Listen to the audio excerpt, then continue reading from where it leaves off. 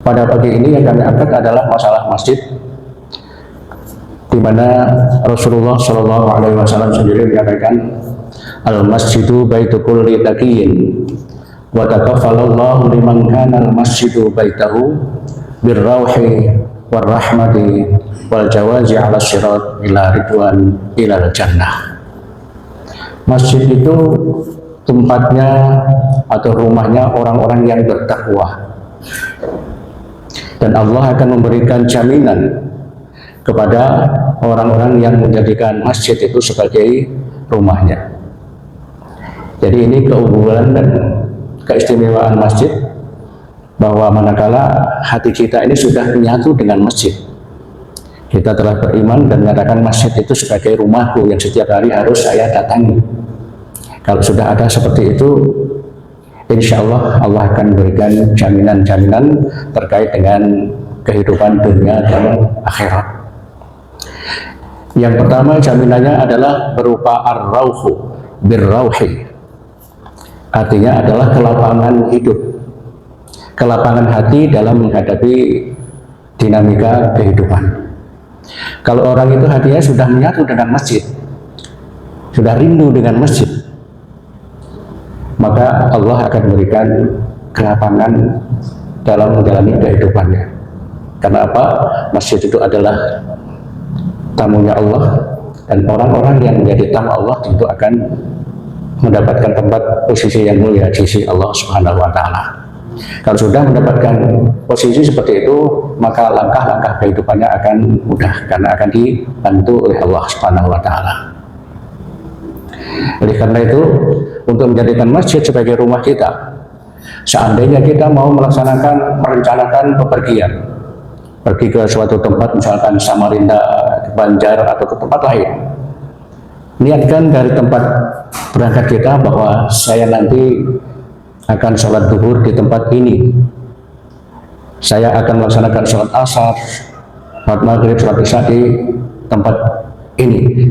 Jadi dari awal kita harus sudah menentukan bahwa kita nanti akan sholat di sebuah masjid di daerah lain. Ini artinya apa? Bahwa masjid itu sudah menyatu dalam kehidupan kita. Masjidku adalah rumahku. Kalau sudah seperti itu, insya Allah langkah-langkahnya ini akan dimudahkan. Berikutnya, bahwa jaminan yang Allah berikan pada orang-orang yang menjadikan masjid sebagai rumahnya adalah ar-rauhu, kelapangan hidup, kemudahan-kemudahan dalam menjalani problem hidup ini. Yang kedua, Allah akan memberikan kasih sayang, memberikan rahmat. Kalimat rahmat ini sangat sering diucapkan oleh Rasulullah Shallallahu Alaihi Wasallam, karena bahwa kunci utama setelah syahadat kita untuk memasuki surga ini adalah berdasarkan dari rahmat, kasih sayang Allah. Rasulullah Shallallahu Alaihi Wasallam pernah bersabda dan menyatakan kepada para umatnya, la yadkhulul jannata ahadukum bi amalihi. Kalian tidak akan masuk surga hanya semata-mata karena amal perbuatannya. Wala anta ya Rasulullah, apakah engkau juga demikian? Iya, saya juga demikian.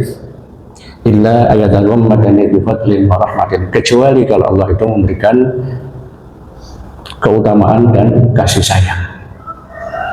Jadi walaupun sholatnya rajin,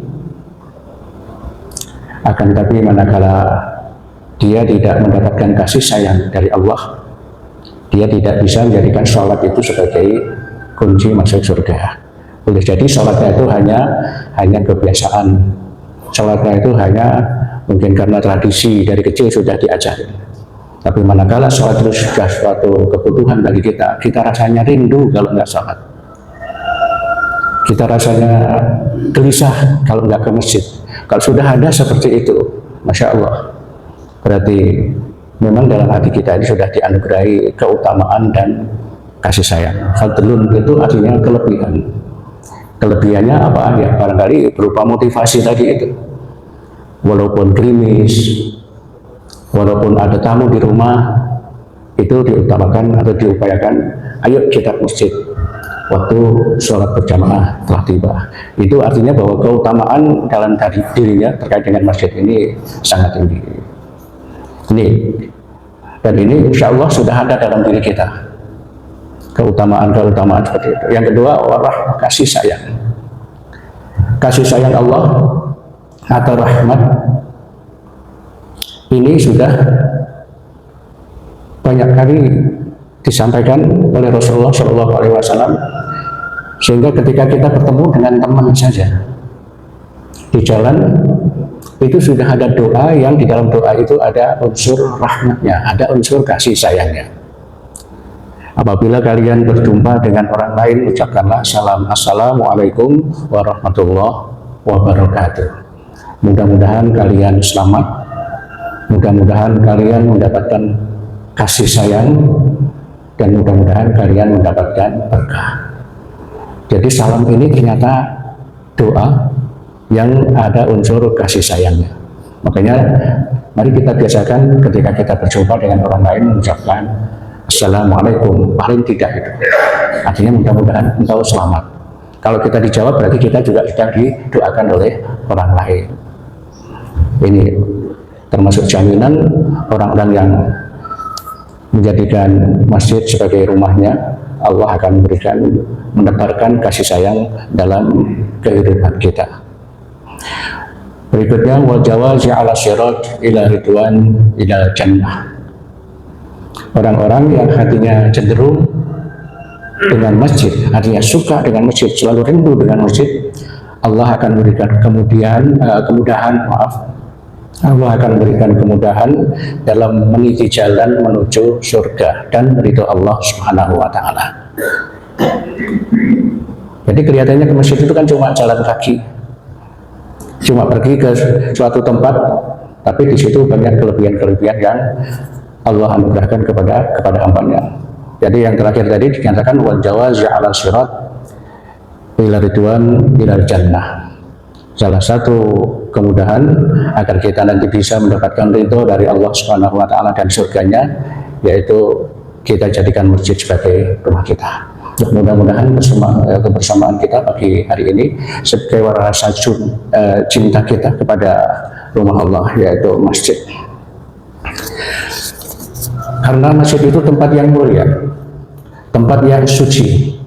Rasulullah SAW menganjurkan, apabila engkau menjumpai orang yang teriak-teriak mencari barang di masjid yang hilang,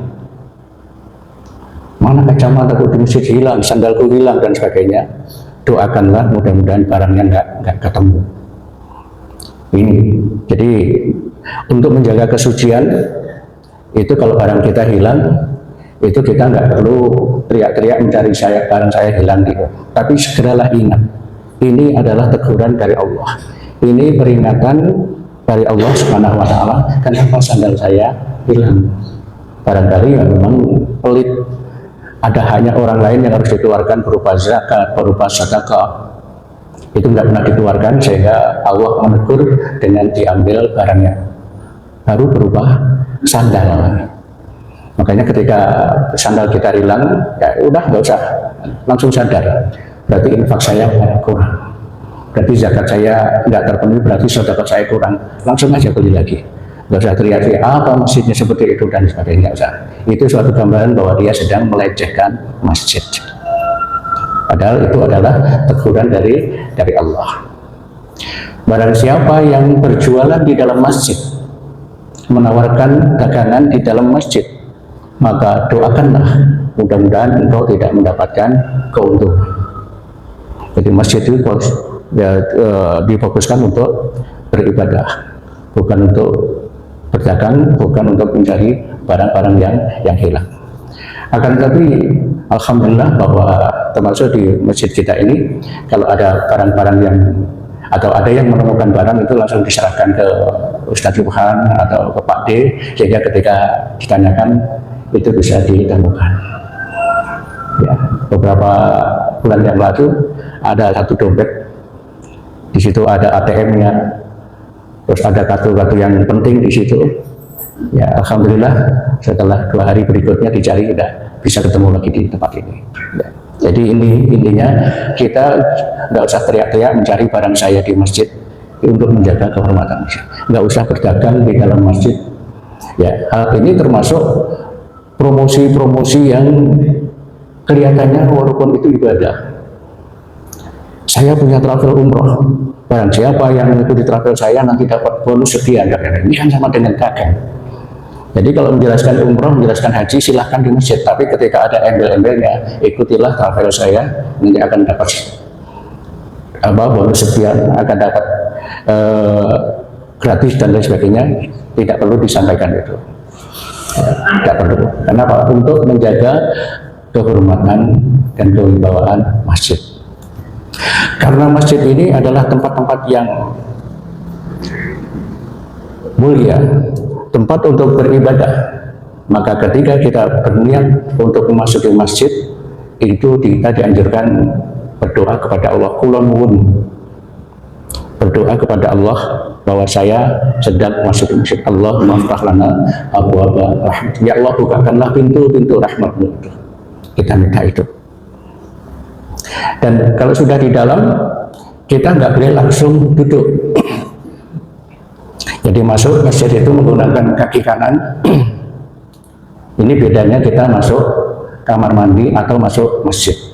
Kalau kita mau masuk ke tempat yang mulia, masjid, tempat-tempat majelis taklim, itu kita dianjurkan masukinya itu mendahulukan kaki kanan. Tapi ketika ke WC, kamar kecil, itu kita dianjurkan untuk masuki ruangan tersebut dengan mendahulukan kaki kiri. Ini yang kurang diperhatikan. Ini ada etikanya seperti itu. Jadi sebelum masuk berdoa dulu, terus baru kaki kanan melangkah masuk ke masjid. Kenapa? Tempat yang kita sedang berada, ya itu derajatnya masih kurang dibandingkan dengan yang akan ditempati masuki, yaitu masjid itu. Jadi bayangkan itu. Selanjutnya, apabila kita sudah masuk masjid, kita langsung sholat. Sholat di situ dikatakan sebagai tahiyatul masjid, menghormati masjid. Sebagai tamu, ya itu ada aturannya. Ketika masuk ke dalam ruangan itu, apa yang kita lakukan? Kalau di masjid, kita sebagai tamu Allah, yang pertama kali kita lakukan adalah sholat 2 rakaat, yaitu tahiyatul masjid. Bagaimana kalau seandainya waktunya itu sudah mepet? Di sini ada kontrol kapan komat, di situ sudah ada. Kalau tinggal 1 menit, itu ya kita tidak perlu sholat tahiyat masjid. Karena jangan sampai kita sholat sunat belum selesai, ternyata imamnya sudah memimpin sholat. Tapi kalau masih iqomah, itu masih dipersilakan untuk dilanjutkan. Tapi ketika sudah hayya 'alas shalah, hayya 'alal falah, dan di situ sudah stop, karena kita akan menghadap Allah Subhanahu wa taala melalui sholat jamaah. Jadi itu bedanya. Kalau kita nggak sempat sholat sunnah, kita jangan duduk. Idza dakhala ahadukumul masjid fala yajlis hatta yusalliya raka'ataini. Apabila di antara kalian masuk ke masjid, maka jangan langsung duduk sebelum melaksanakan sholat 2 rakaat. Jadi etikanya ketika kita masuk masjid, lihat dulu, oh ini masih ada sempat sholat. Tapi kalau tidak sempat sholat, artinya mepet, kita dianjurkan tetap berdiri dan kita manfaatkan untuk berdoa. Karena apa? Di antara 2 adzan itu ada tempat-tempat mustajabah. Bainal adzanaini mustajab. Di antara 2 adzan itu ada saat-saat mustajabah. Kita berdiri berdoa kepada Allah. Berdoa yang menjadi apa yang sudah kita hafal. Dan doa yang paling utama untuk kita selalu ucapkan adalah mendoakan kedua orang tua. Itu paling tidak kita mendoakan itu. Kalau waktunya masih sempat lagi, doa-doa yang lain. Jadi untuk menjaga kemurnian dan kewibawaan masjid, kita masuk, kita langsung sholat. Bagaimana kalau waktunya masih luas, masih sempat. Kita dipersilakan untuk sholat itu ada namanya sholat mutlak. Sholat yang dikerjakan pada waktu yang dibolehkan, itu berapapun. Misalkan ke masjid waktunya ada setengah jam, misalkan pada hari Jumat, itu kita dipersilakan sholat sebanyak-banyaknya, bukan hanya 2 rakaat tahiyat masjid saja. Tapi habis itu langsung sholat. Sholatnya kemana? Ya sholat karena Allah Subhanahu Wa Taala. Sholat 2 rakaat karena Allah. Ya, insya Allah apabila kita menjadi tamu Allah yang seperti itu, jaminan Allah itu akan diberikan pada kita semua. Hadirin sekalian yang dirahmati Allah. Selanjutnya kita juga perlu tentang fungsi dari masjid itu sendiri. Yang pertama adalah untuk menjalin hablum minallah, mengakrabkan hubungan kita kepada Allah Subhanahu Wa Taala.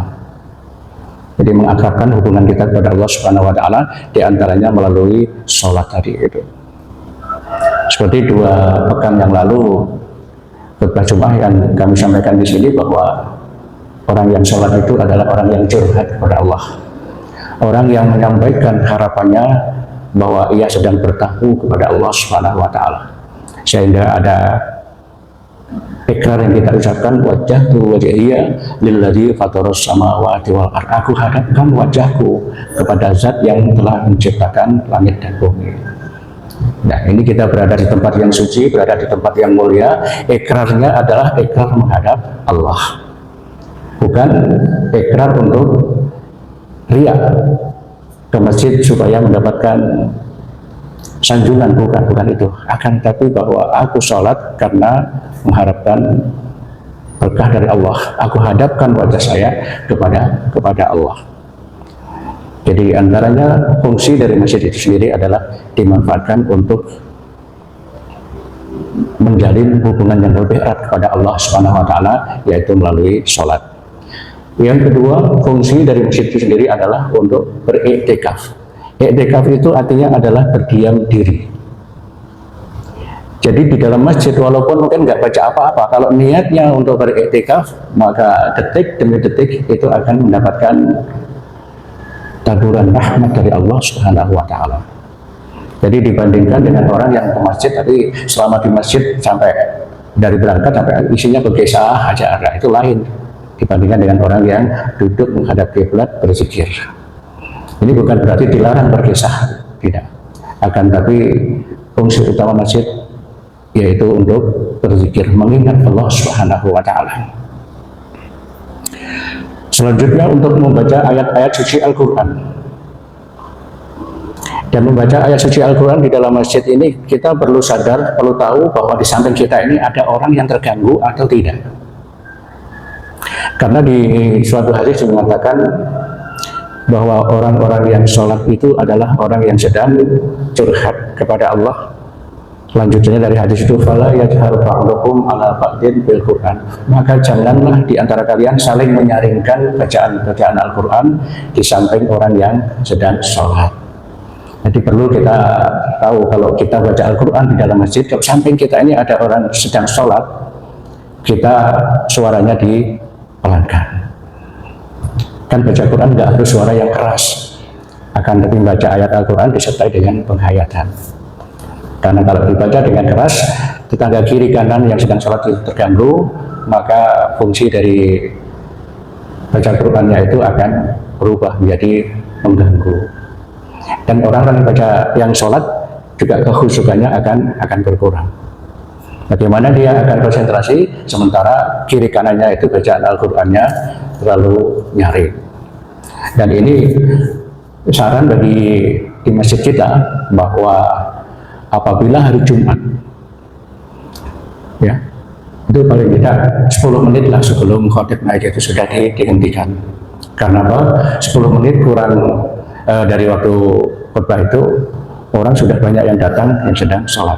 Jadi bacaan Al-Quran yang melalui pengeras itu saran saya ini untuk DKM dari 10 menit sebelum khutbah itu sudah dihentikan. Artinya apa? Agar orang yang berada di dalam masjid ini konsentrasi penuh bahwa dia sedang bertakarub kepada Allah. Akan tapi ketika kita sedang sholat, bacaan Al-Qur'annya di di pengeras itu terlalu kencang, berarti kekhusyukan itu akan kurang. Karena apa? Kekhusyukan itu adalah kunci utama dari orang yang sholat. Qad aflahal mu'minun alladzina hum fi sholatihim khasyu'un. Sungguh beruntung orang-orang beriman yang sholatnya khusyuk. Kalau nggak khusyuk gimana? Ya kurang beruntung. Kurang beruntung karena apa? Terganggu konsentrasinya, terganggu. Ya coba rakaatnya betul, bacaannya betul, tapi konsentrasinya akan berkurang karena terganggu. Jadi terkait dengan masalah fungsi masjid tadi, jadi bacaan Al-Quran yang dikumandangkan melalui pengeras itu adalah untuk mengingatkan orang-orang yang berada di luar masjid, yang masih berada di rumah, supaya sadar bahwa ini hari Jumat dan waktu Jumat sudah mau tiba. Tapi ketika sudah mepet waktunya, lebih baik itu dimatikan, supaya orang yang berada di masjid ini konsentrasi penuh. Selanjutnya fungsi yang terkait dengan hubungan hablum minan nas, hubungan sosial. Rasulullah Shallallahu Alaihi Wasallam terbiasa ketika habis sholat itu menyampaikan tausiah atau menyampaikan suatu nasihat. Suatu ketika habis sholat berjamaah, Rasulullah Shallallahu Alaihi Wasallam ini berbincang dengan satu kelompok sahabat-sahabatnya. Begitu asiknya berbincang-bincang, berada di luar masjid, di pintu keluar masjid itu, tahu-tahu ada orang yang keluar dari masjid. Rasulullah memberikan komentar. Orang yang baru keluar masjid ini adalah calon penghuni surga. Ini suatu yang mengejutkan. Orangnya biasa-biasa saja, dia bukan orang yang jadi imam, bukan orang yang tukang azan, bukan orang biasa saja, tapi Rasulullah menyatakan dia adalah ahli surga. Akhirnya apa? Ada salah satu sahabat yang penasaran, apa yang menjadi keistimewaan dari sahabat tersebut sampai-sampai Rasulullah menyatakan dia calon penghuni surga. Akhirnya ada salah satu sahabat yang berupaya mendekati, ingin melihat apa yang menjadi aktivitasnya di rumah. Ia bertamu, "Wahai sahabatku, aku ingin bermalam di rumahmu selama kurang lebih 3 hari. Oleh sahabat tersebut dikatakan, "Oke, silahkan." Dia bertamu maksudnya untuk melihat apa sebenarnya yang menjadi keistimewaannya. Sampai-sampai Rasulullah menyatakan kabar gembira yang seperti itu. Setelah sahabat tersebut bermalam di situ, ternyata tuan rumahnya itu sholat tahajudnya ya biasa-biasa saja, artinya tidak berlebihan sampai puluhan rakaat, hanya 11 rakaat. Habis itu baca Al-Quran, itu pun juga tidak banyak, dan itu yang terjadi setiap jamaah. Akhirnya setelah pada hari yang ketiga, sahabat yang pertama tersebut bertanya, "Wahai sahabatku, apa yang menjadi keistimewaanmu dari amal-amal ibadah? Apa yang menjadi kebanggaanmu ketika engkau menjadi hamba Allah yang beriman?" Keistimewaan saya dari segi ibadah biasa-biasa, sama seperti yang lain. Cuma saya punya kebiasaan sebelum tidur itu saya menyatakan ikrar, menyatakan, "Ya Allah, sebelum engkau tidurkan kami dengan tidur yang nyenyak, hati kami telah terbuka untuk memaafkan kesalahan-kesalahan orang lain. Walaupun dia tidak minta maaf pada saya, ya Allah, tapi dia telah saya maafkan." Di antaranya itu. Jadi hanya membuka diri, memaafkan kesalahan orang lain. Dan ya Allah, hati kami telah terbuka untuk mengikhlaskan hak-hak saya yang pernah diambil dan telah dimakan oleh orang lain. Jadi 2 poin itu yang menjadi keistimewaan. Ya. Ini terkait dengan masalah kebiasaan Rasulullah SAW setelah sholat berjamaah, beliau keluar masjid itu sempat memberikan tausiah atau memberikan nasihat kepada ya. Tausiah itu artinya wasiat. Kan ada istilah tausiah. Tausiah itu sama dikait dengan watawasau bil haq, memberikan wasiat, memberikan pencerahan kepada orang-orang dengan kebaikan. Jadi kebiasaan Rasulullah seperti itu. Selanjutnya bahwa di dalam masjid itu terkait dengan kehidupan sosial kita adalah bersosialisasi, ketemu dengan orang-orang Islam yang lain. Alangkah indahnya ketika kita bertemu dengan orang Islam yang lain, kalau kita mengucapkan salam, mungkin keluar dari masuk dari pintu ini, assalamualaikum, jabat tangan, salaman, itu kan kalau diucapkan berupa salam, tapi kalau digerakkan berupa salaman, yaitu sama fungsinya, yaitu untuk mengakrabkan persahabatan. Barang siapa yang berjabat tangan dengan hati yang tulus ikhlas, dengan penuh kegembiraan, maka selama jabat tangan itu dosa keduanya akan terguguran.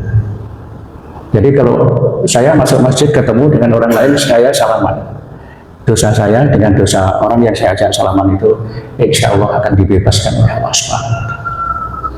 Jadi cara mudah untuk minta maaf pada orang lain itu dengan cara jabat tangan. Jadi nggak ada kaitannya dengan sholatnya, nggak ada, tapi ada kaitannya dengan kita berjumpa dengan orang lain. Assalamualaikum atau jabat tangan. Ini suatu hal yang baik.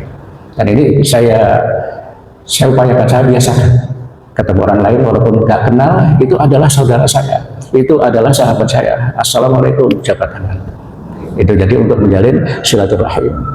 Dan yang terakhir yang menjadi fungsi dari masjid itu sendiri adalah untuk membahas terkait dengan perkembangan dakwah. Dan alhamdulillah bahwa di tempat-tempat kita ini namanya dakwah, ya, ada kaitannya dengan tabligh, ya, itu ada sahabat-sahabatnya Ustadz Dufan itu yang di sini dakwah walaupun hanya menyampaikan beberapa menit, ya, itu kaitannya dengan perkembangan umat yang berada di tempat ini, bagaimana, tempat itu bagaimana, ya, ini kaitannya dengan masalah rencana atau dakwah mengembangkan agama Allah. Hadirin sekalian yang dirahmati Allah, inilah tausiah subuh yang dapat kami sampaikan pada kesempatan ini. Mudah-mudahan Allah Subhanahu wa Ta'ala memberikan kesehatan, keafiatan kepada kita, sehingga kita setiap hari bisa menjadi tamu Allah di dunia ini sebelum kita menjadi tamu Allah di dalam surga nanti. Amin ya rabbal alamin. Assalamualaikum warahmatullahi wabarakatuh.